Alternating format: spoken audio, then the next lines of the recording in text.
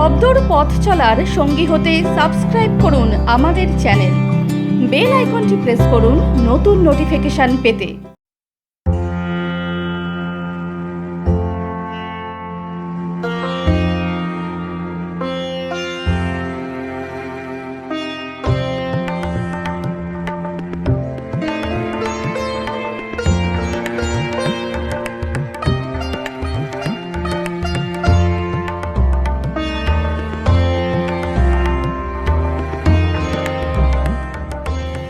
নমস্কার। আজ 25শে বৈশাখ 1427 বঙ্গাব্দ, রবীন্দ্রনাথের জন্মদিন। তার কবিতা, তার কথা, তার গান আমাদের উজ্জীবিত করছে এই সংকটেও। তাই আমাদের কর্মহীন অবসরে তিনি আমাদের উত্তরণের স্বপ্ন দেখান। শব্দবাচিক তাকে স্মরণ করেই এই বৈদ্যুতিন অনুষ্ঠানের আয়োজন করেছে এবং বিষয় হিসেবে রেখেছে একটি থিম, রবীন্দ্র গানের কবিতায়ন, গ্রহণে ও বর্জনে। অর্থাৎ রবীন্দ্রনাথের কবিতার গানের লাইন, অর্থাৎ রবীন্দ্রনাথের কবিতার লাইন বা ভাব নয়, রবীন্দ্রনাথের গানের লাইন ও ভাব রবীন্দ্র পরবর্তীকালের কবিরা কিভাবে নিজের কবিতায় একান্ত নিজের মতো করে ব্যবহার করেছেন বা করছেন, সেইটা দেখা। এই বিষয়ে পড়তে পড়তে দেখলাম জীবনানন্দ থেকে শুরু করে নির্মলেন্দু গুণ, জয় গোস্বামী, সুবোধ সরকার প্রমুখ কবিরা তার গানের লাইন তাদের কবিতায় রেখেছেন এবং নির্মাণ করেছেন নিজেদের কবিতা। কখনো রবীন্দ্রসঙ্গীত ভাব হিসেবে গৃহীত হয়েছে সাদরে, আবার কখনো তাদের কবিতার মধ্যে রবীন্দ্রনাথের লাইন ব্যবহৃত হয়েছে বিরোধিতার জন্য। সঙ্গীত আর কবিতার মধ্যে একটা গভীর সম্পর্ক আছে। সুর সহযোগে সঙ্গীত পরিবেশিত হয়, আর শুধু কথায় কথায় জমাট বেঁধে তৈরি হয় কবিতা। সঙ্গীতে সুর মুখ্য আর কবিতায় কথা। তবে উভয়ের কাজই হলো একটি ভাবকে শ্রোতা বা পাঠকের হৃদয়ে সঞ্চারিত করা। রবীন্দ্রনাথ আমি চিনি গো চিনি তোমারে শীর্ষক প্রেম পর্যায়ের গানটি লিখেছিলেন একতাল এবং খামবাজ রাগে। রচিত হয় 25 আশ্বিন 1302 বঙ্গাব্দে শিলাইদহে বসে। গানটির ভাব সম্পর্কে জীবন স্মৃতিতে রবীন্দ্রনাথ নিজেই লিখছেন, বহু বাল্যকালে একটা গান শুনিয়াছিলাম, তোমায় বিদেশিনী সাজিয়ে কে দিল। সেই গানের ওই একটিমাত্র পদ মনে এমন একটি অপরূপ চিত্র আঁকিয়া দিয়াছিল যে আজও ওই লাইনটা মনের মধ্যে গুঞ্জন করিয়া বেড়ায়। একদিন ওই গানের ওই পদটার মোহে আমিও একটি গান লিখিয়া বসিয়াছিলাম। স্বরগুঞ্জনের সঙ্গে প্রথম লাইনটা লিখিয়াছিলাম, আমি চিনি গো চিনি তোমারে ও গো বিদেশিনী। সঙ্গে যদি সুরটুকু না থাকিত তবে এ গানের কি ভাব দাঁড়াইত বলিতে পারি না। কিন্তু ওই সুরের মন্ত্রগুণে বিদেশিনীর এক অপরূপ মূর্তি জাগিয়া উঠিল। আমার মন বলিতে লাগিল, আমাদের এই জগতের মধ্যে একটি কোন বিদেশিনী আনাগোনা করে, কোন রহস্য সিন্ধুর পরপারে ঘাটের উপর তাহার বাড়ি, তাহাকেই শারদ প্রাতে মাধবী রাত্রিতে ক্ষণে ক্ষণে দেখিতে পাই। হৃদয়ের মাঝখানে মাঝে মাঝে তাহারও আভাস পাওয়া গেছে, আকাশে কান পাতিয়া তাহার কণ্ঠস্বর কখনো বা শুনিয়াছি। সেই বিশ্ব ব্রহ্মাণ্ডের বিশ্বমোহিনী বিদেশিনীর ঘরে আমার গানের সুর আমাকে আনিয়া উপস্থিত করিল এবং আমি কহিলাম, ভুবন ভ্রমিয়া শেষে এসেছি তোমারই দেশে, আমি অতিথি তোমারই দ্বারে ও গো বিদেশিনী।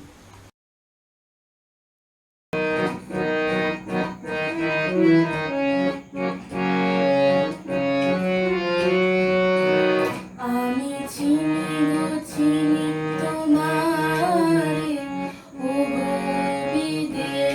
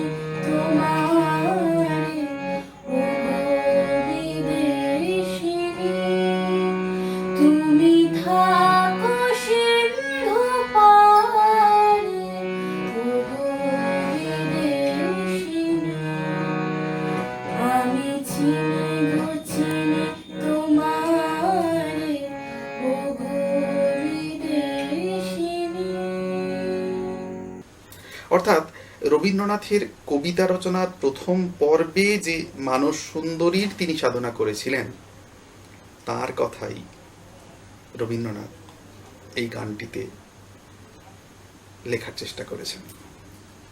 আবার এই গানটির একটি ভিন্ন ব্যাখ্যা দেন নীরজচন্দ্র চৌধুরী। রবীন্দ্রনাথের উরব যাত্রীর ডায়েরি, সেখানে রবীন্দ্রনাথ লিখেছিলেন, ইংরাজ মেয়েদের মতো সুন্দরী পৃথিবীতে কেউ নেই। নবনীর মতো সুকোমল শুভ্র রঙের উপর একখানি পাতলা টুকটুকে ঠোঁট, সুগঠিত নাসিকা এবং দীর্ঘ পল্লব বিশিষ্ট নির্মল নেত্র দেখে পথকষ্ট দূর হয়ে যায়। অর্থাৎ সত্যিই কোনো বিদেশিনীর ইঙ্গিত। আমরা এই গানের কলিকেই দেখলাম 30-এর বিশ্ব নাগরিক কবি বিষ্ণুদের কবিতায়। রবীন্দ্রনাথের এই গানে রবীন্দ্র স্বভাব অনুসারেই কামনার লেশমাত্র নেই, অথচ বিষ্ণুদের এই কবিতায় সেই বিদেশিনী চিত্রময়, মোনালিসা বা সাইনারার মতো, কিন্তু সেখানে দর্শক হয়ে কামনার ছটা নিয়ে আসছে। অর্থাৎ জীবন এবং শিল্পের যে একটা সম্পর্ক, সেই সম্পর্ক সূত্রটিকেই এই কবিতার মধ্যে বিষ্ণুদে ধরতে চেয়েছেন। রবীন্দ্রনাথের এই গানের লাইন 70-এর কবি নির্মলেন্দু গুণ ব্যবহার করেছেন। তিনি লিখেছেন, জন্ম থেকে তার যে চেনা মেয়েটি, কবির প্রিয় বিষ্ণুপ্রিয়ার মতো তাকে তিনি শখ করে ওফেলিয়া বলে ডাকতেন, তাকে বিদেশিনীর মতো দেখতে লাগছে হঠাৎ। কবি জানেন না তার কারণ, তবুও ভাবতে ভালোবাসেন। তোমাকে এমন হঠাৎ ভাবি কেন? তোমাকে আমি জন্ম থেকে চিনি, বাংলাদেশের তুলনামূলক রূপে যদিবা তুমি দেখতে বিদেশিনী। তোমাকে এমন হঠাৎ ভাবি কেন? তুমি আমার বিভূমি বিষ্ণুপ্রিয়া, অবাক করা চোখের চাহনিতে তোমাকে আমি চিনেছি ওফেলিয়া। তুমি আমার জীবন ভরে আসা নদীর মতো মদিরে কল্লোল, চৈত্রে ফোটা কৃষ্ণচূড়ার ফুল। তুমি কি তবু হঠাৎ ভালোবাসা? তোমাকে এমন হঠাৎ ভাবি কেন? এই যে নতুন করে পাওয়ার আনন্দ ছড়িয়ে পড়েছে এই কবিতায়। পরের গান, ক্লান্তি আমায় ক্ষমা করো প্রভু। পূজা পর্যায়ের এই গানটি রাগ ইমন কল্যাণ এবং তাল দাদরা। 1333 খ্রিস্টাব্দের মাঘ মাসে নটির পূজা নাটকে এই গানটি গাওয়া হয়েছিল, যখন কলকাতায় এটি অভিনীত হয়। দীনেন্দ্রনাথ ঠাকুরের স্বরলিপি তৈরি করেন। পরবর্তীকালে নটির পূজার যে বই, তার মধ্যে এই গানটি পাওয়া যায় না।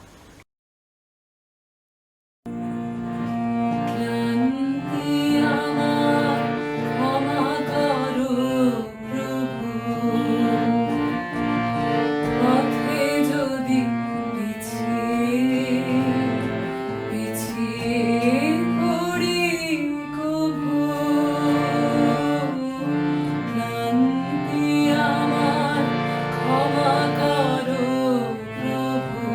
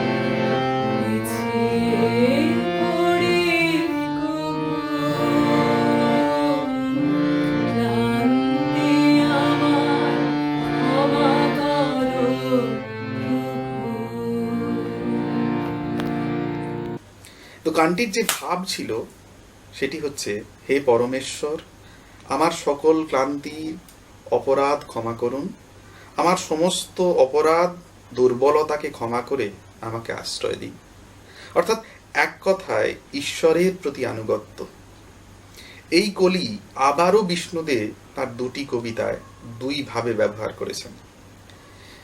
ক্লান্তি আমায় ক্ষমা করো প্রভু, এই কবিতায় প্রভু অর্থে গুরুর কথা বলেছেন সেই প্রভুকে আজকে আর পাওয়া যায় না, তার কারণ তার চারিদিকে তার স্তাবকদের ভিড়।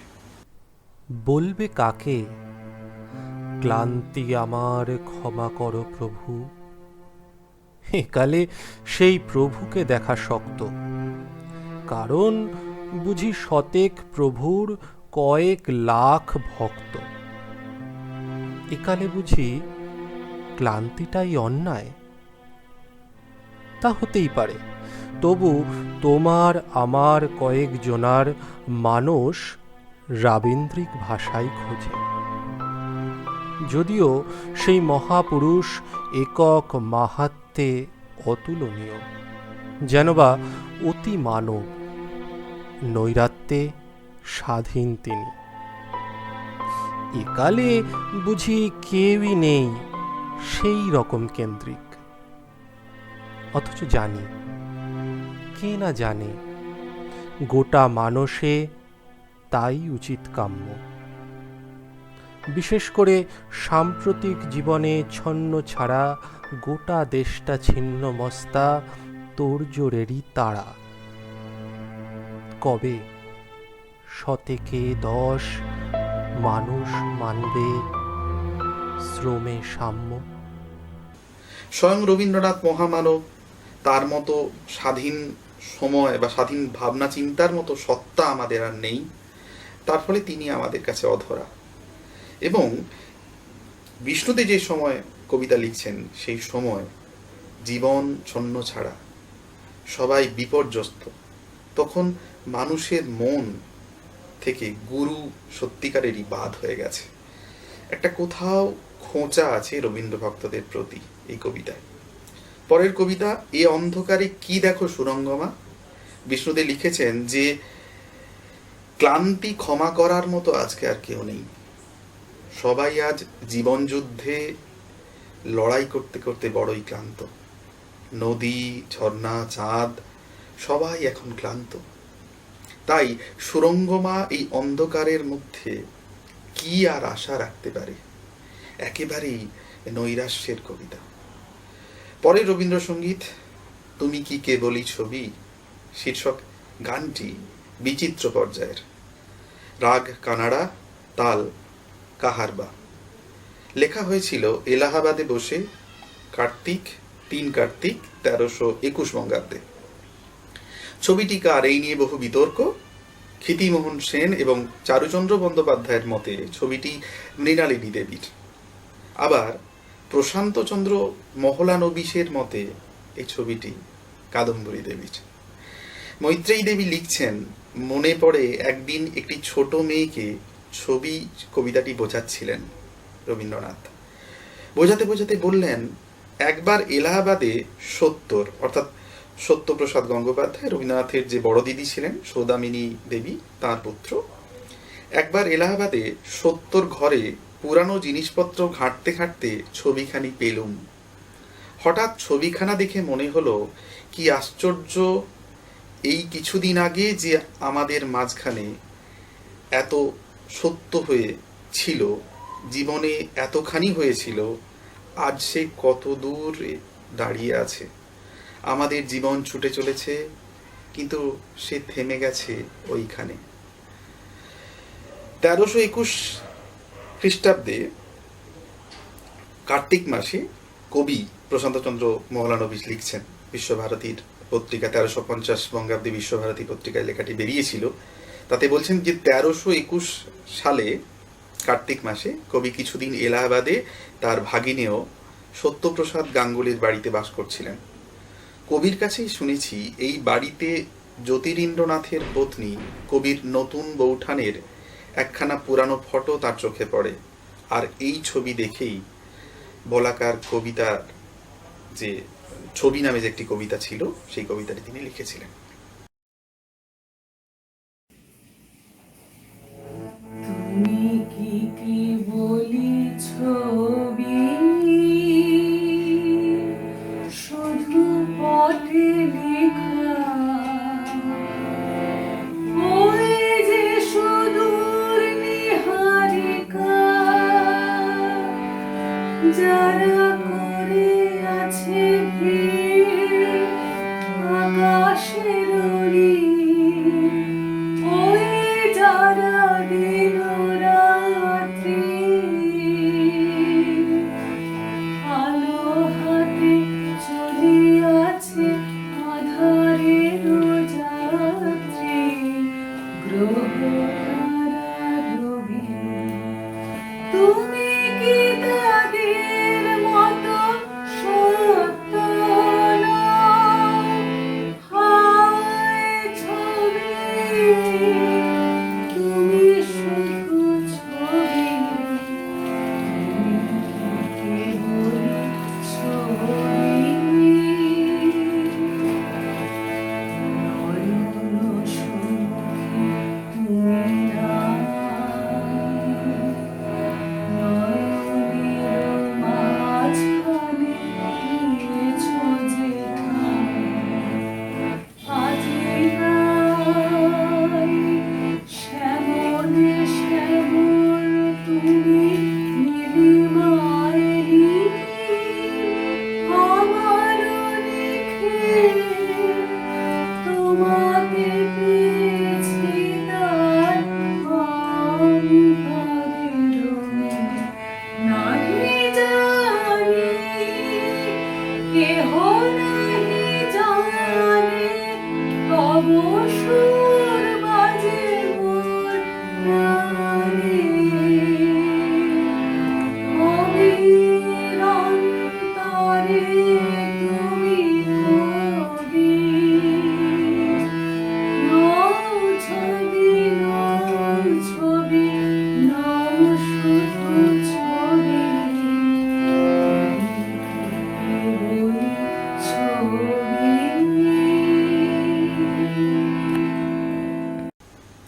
গানটির ভাব ছিল ছবি শুধু ছবি নয়, তা দেখার সঙ্গে সঙ্গেই সেই চিত্রটি যার, তার সকল স্মৃতি দ্রষ্টার চোখের সামনে ভেসে ওঠে। কবি জীবনানন্দের রবীন্দ্রনাথ কবিতাটি সেই লাইনটিকেই ব্যবহার করলেন এবং সেখানে স্বয়ং রবীন্দ্রনাথের ছবি দেখে কিভাবে জীবনানন্দের কবিতায় রবীন্দ্রনাথ সত্য হয়ে উঠছেন, রবীন্দ্রনাথ তার কাছে জ্বলন্ত হয়ে উঠছেন, স্মৃতির পথ পেরিয়ে ভেসে উঠছেন তার সত্তার মধ্যে, সেইটি তিনি তার কবিতার মধ্যে লিখেছেন। দেয়াল চিত্রের শীর্ষে পৃথিবীর কোনো এক আশ্চর্য প্রাসাদে একটি গভীর ছবি মানুষ দেখেছে চিরকাল।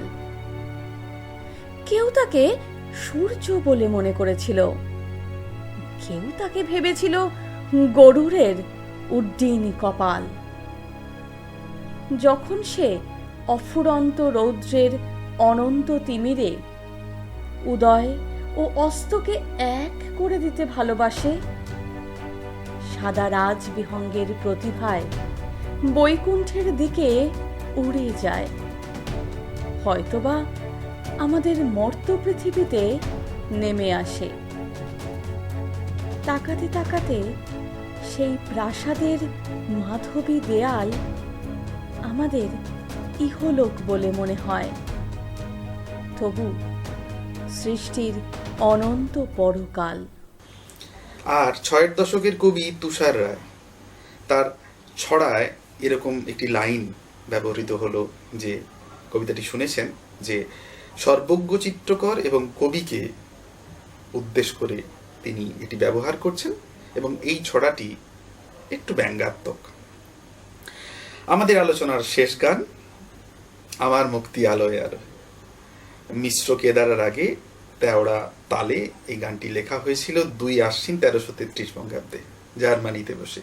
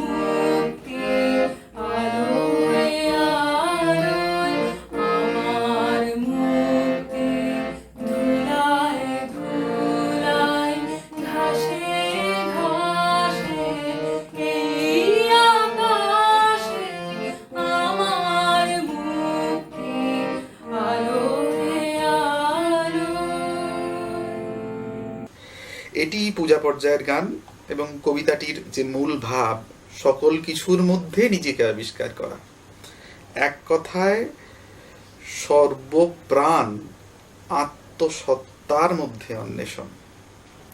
খুব প্রত্যক্ষভাবে না হলেও জীবনানন্দের বনলতা সেন কাব্যগ্রন্থের ঘাস কবিতাটির সঙ্গে এর একটি ভাব সাদৃশ্য আমরা দেখতে পেয়েছি।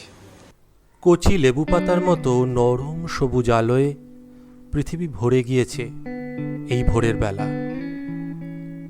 কাঁচা বাতাবির মতো সবুজ ঘাস, তেমনই সুঘ্রাণ। হরিণেরা দাঁত দিয়ে ছিঁড়ে নিচ্ছে। আমারও ইচ্ছা করে এই ঘাসের এই ঘ্রাণ হরিত মদের মতো গেলাসে গেলাসে পান করি। এই ঘাসের শরীর ছানি চোখে ঘষি।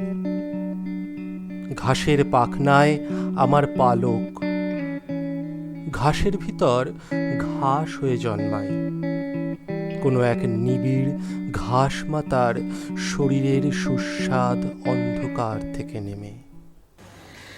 এবং 50-এর কবি শঙ্খ ঘোষ দিনগুলি রাতগুলি নামে যে কবিতাটি লিখেছিলেন, সেখানেও তিনি মৃত্যু ভাবনার অনুষঙ্গে মাটির সঙ্গে প্রবলভাবে নিজেকে মিশিয়ে দিতে চেয়েছেন, তৃণের রসদ হয়ে যেতে চেয়েছেন। আমরা দেখলাম রবীন্দ্রনাথের গান এভাবেই জীবনানন্দের ভাষায় বলতে গেলে ব্যবহৃত ব্যবহৃত ব্যবহৃত ব্যবহৃত হলো গ্রহণে ও বর্জনে। নমস্কার, সবাই ভালো থাকবেন।